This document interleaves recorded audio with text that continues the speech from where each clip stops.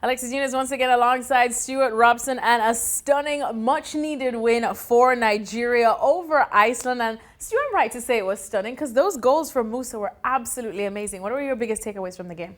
I thought Nigeria were a little bit lucky. I thought Iceland were the better side in the first half. They looked compact. They played a certain style of football. They were doing it very well. I couldn't see where Nigeria were going to cause Iceland problems, apart from Musa on the counter-attack, because he has got pace, and it was a great goal. It started from an Iceland throw-in. They counter-attacked, and what a good finish the first one. And the second one is just pure pace, and then the composure at the end of it. Well, after Nigeria suffered the loss in their first match, we spoke a little bit with Shaka, and he said it is a young team still trying to find their identity and come into themselves. Do you think you saw a bit more steps in the right direction after this game for Nigeria? Well, Rohr changed the tactics. He went with a back three. He added an extra player in midfield. So Obi Mikel, instead of playing as the furthest forward midfield player, came in to try and control the midfield. I don't think it really worked for them in the first half because Iceland, I thought, dominated the game. But it did mean they could play two up front. Iheanacho and Musa, they played as a front pair.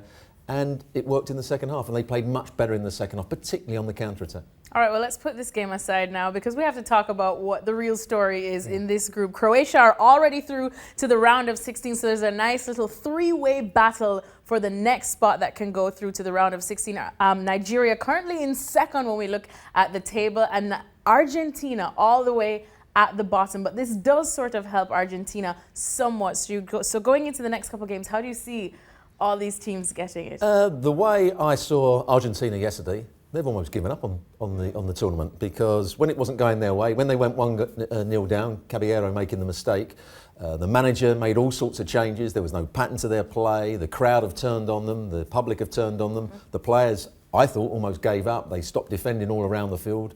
Something was wrong with Lionel Messi. That's the worst I've ever seen him play, or the least effective I've ever seen him play. And it wasn't about the players couldn't get him the ball. He didn't really go looking for the ball either. So there's massive problems with Argentina. So is that advantage Nigeria then? Absolutely. I'm not sure that Argentina can raise themselves for the next game. They've been given that lifeline. I'm not sure they're going to have to raise themselves for it. All right. Well, I guess that same cloud hovers over Argentina, and Stuart's not seeing any way out of it for the Albiceleste. But for today, Nigeria definitely the happier team as they find themselves in second spot in that group. Make sure to continue tracking everything from the World Cup right here at ESPN FC. And don't forget to catch our show later on ESPN+.